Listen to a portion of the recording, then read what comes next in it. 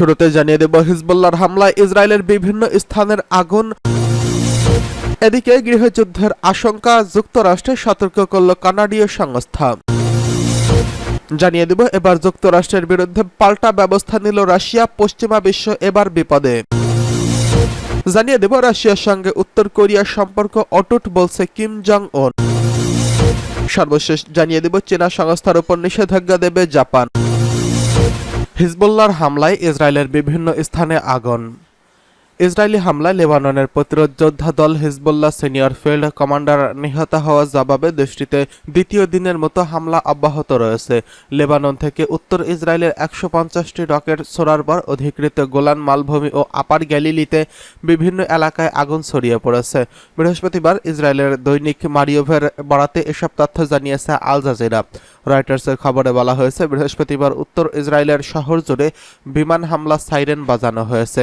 বিকালের দিকে লেবানন থেকে প্রায় ৪০টি রকেট ছোড়া হয়। লেবানন সীমান্ত থেকে প্রায় ১২ কিলোমিটার দূরে সাফেদ সহ ইসরায়েলি শহরের উপরে অসংখ্য রকেট প্রতিহতের ফুটেজ সম্প্রচার করেছে ইসরায়েলি রাষ্ট্রীয় সম্প্রচার মাধ্যম কান।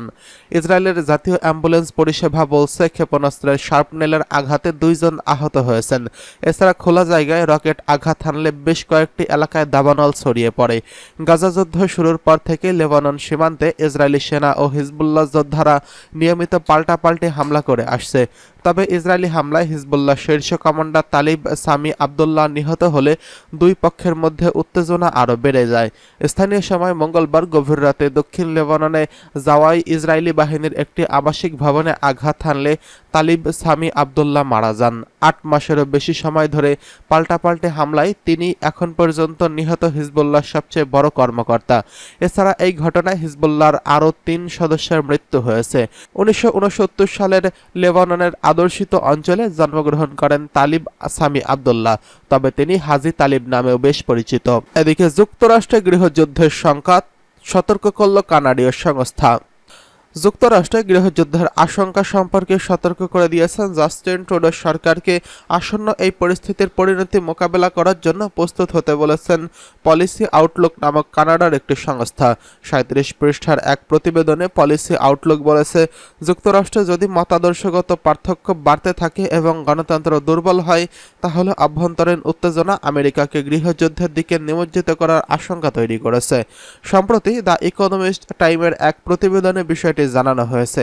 প্রতিবেদন অনুযায়ী পলিসি আউটলুকের এই মার্কিন গবেষণায় যুক্তরাষ্ট্রের জন্য আরও যেসব পরিস্থিতির সৃষ্টি হতে পারে সেগুলো উল্লেখ করা হয়েছে, যেমন স্থানীয়ভাবে জৈবিক অস্ত্রের ব্যবহার ও দুর্ভিক্ষ। এ বিষয়ে মার্কিন প্রকাশনা পলিটিকো লিখেছেন, আমরা প্রভাবশালী কানাডা দেশের আমাদের বাড়িতে সহিংস ঘটনা ঘটবে বলে তারা আশঙ্কা করেছেন। এটা চিন্তার বিষয়। কানাডার রিপোর্ট চমকপ্রদ।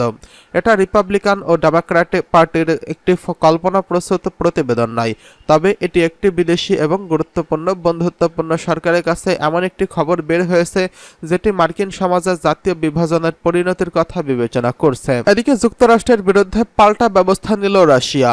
ডলার ও ইউরোর লেনদেনের বন্ধ করে দিয়েছে রাশিয়ার প্রধান শেয়ার বাজার ও মুদ্রা বাজার মস্কো এক্সচেঞ্জ। যুক্তরাষ্ট্র নতুন করে রাশিয়ার উপর বেশ কিছু নিষেধাজ্ঞা আরোপ করার একদিন পরই এই পদক্ষেপ নেওয়া হলো। বার্তা সংস্থা এএফপি জানিয়েছে, বুধবার ওয়াশিংটনের পক্ষ থেকে ঘোষণা করা হয়েছে যে মস্কো এক্সচেঞ্জের উপর নিষেধাজ্ঞা আরোপ করা হয়েছে। এটি কেবল রাশিয়ার প্রধান শেয়ার বাজার মুদ্রা বাজারই নয়, বরং একই সঙ্গে মস্কো এক্সচেঞ্জের বৈদেশিক মুদ্রা লেনদেনের নিকাশ ঘর হিসেবেও কাজ করছে। সেই কারণে মার্কিন নিষেধাজ্ঞাকে একটি বড় আর্থিক শাস্তি হিসেবে দেখা হচ্ছে।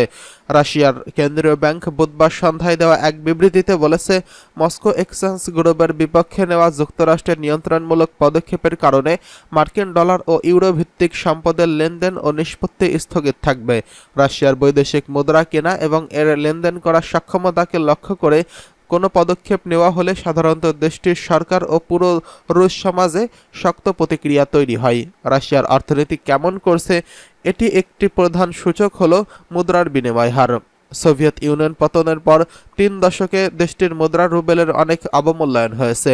এই নিয়ে রুশ সমাজে ভয় রয়েছে। ফলে অনেক রুশ নাগরিক পশ্চিমা মুদ্রায় তাদের অর্থ সঞ্চয় করতে পছন্দ করে থাকেন। তার অর্থনৈতিক সংকটের মধ্যে রয়েছে তারা রুবেল বিক্রি করে দেন। সোভিয়েত আমলে মুদ্রার একটি কালোবাজার গড়ে উঠেছিল। রাষ্ট্রের পক্ষ থেকে আনুষ্ঠানিক যে বিনিময় হার ঠিক করে দেওয়া হতো তার সঙ্গে ওই শেয়ার বাজারের দাম আকাশ পাতাল পার্থক্য থাকত। নতুন দফার নিষেধাজ্ঞা দেওয়ার পর বুধবার সন্ধ্যায় রাশিয়ার কেন্দ্রীয় ব্যাংক খুব উত্তেজনা প্রশমিত করতে ব্যবস্থা নেয়। ব্যাংকের বিবৃতিতে বলা হয়, কোনো কোম্পানি বা ব্যক্তি রাশিয়ার ব্যাংকের মাধ্যমে মার্কিন ডলার ও ইউরো কিনতে বা বিক্রি করতে পারবেন। নিজস্ব হিসেবে যদি কারো ডলার থাকে তাহলে তা নিরাপদ থাকবে। রুশরা অবশ্য মস্কো এক্সচেঞ্জের আওতার বাইরে যে কোনো ব্যবস্থা ব্যবহার করে ডলার ও ইউরো বেচাকেনা করতে পারবেন। তবে এতে করে তারল্যের ঘাটতি ও দামের খুব বেশি হেরফের হতে পারে। ইউক্রেনের সামরিক অভিযান শুরুর পর বেশিরভাগ রুশ কোম্পানি এবং ব্যাংক ইতিমধ্যেই পশ্চিমা মুদ্রার উপর নির্ভরশীলতা কমিয়েছে। মস্কো এক্সচেঞ্জ এখন যত বেশি মুদ্রার লেনদেন হয় তার বেশিরভাগই চীনা মুদ্রা ইউয়ানে করা হয়। রাশিয়ার সঙ্গে উত্তর কোরিয়ার সম্পর্ক অটুট রয়েছে বলছে কিম জং উন।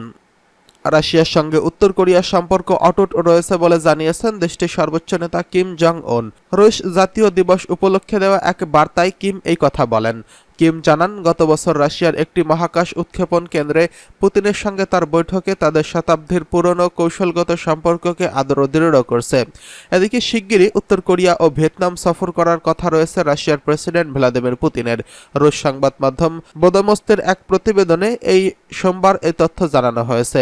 এই নিয়ে ভিয়েতনামের এক কর্মকর্তা রয়টার্সকে বলেন, আগামী 19 ও 20 জুন পুতিনের ভিয়েতনাম সফরের পরিকল্পনা রয়েছে, যদিও বিষয়টি এখনও নিশ্চিত করা হয়নি। ক্রেমলিন জানায়, রাশিয়া উত্তর কোরিয়ার সঙ্গে যেসব ক্ষেত্রে সহযোগিতা বাড়াতে চায়, তবে পুতিন সফরের তারিখ নিয়ে কিছুই জানায়নি রুশ কর্তৃপক্ষ। যুক্তরাষ্ট্র ও দক্ষিণ কোরিয়া কর্মকর্তাদের অভিযোগ, ইউক্রেনের যুদ্ধে শরিকদের রাশিয়ার অস্ত্র সরবরাহ করছে উত্তর কোরিয়া। এর বিনিময়ে তারা পারমাণবিক ও ক্ষেপণাস্ত্র কর্মসূচির জন্য রাশিয়ার কাছ থেকে প্রযুক্তিগত সহায়তা পাচ্ছে। এদিকে চীনের উপর নিষেধাজ্ঞা দেওয়ার কথা ভাবছে জাপান। নতুন করে বিদেশি সংস্থার উপর নিষেধাজ্ঞা দেওয়ার সিদ্ধান্ত নিয়েছে জাপান।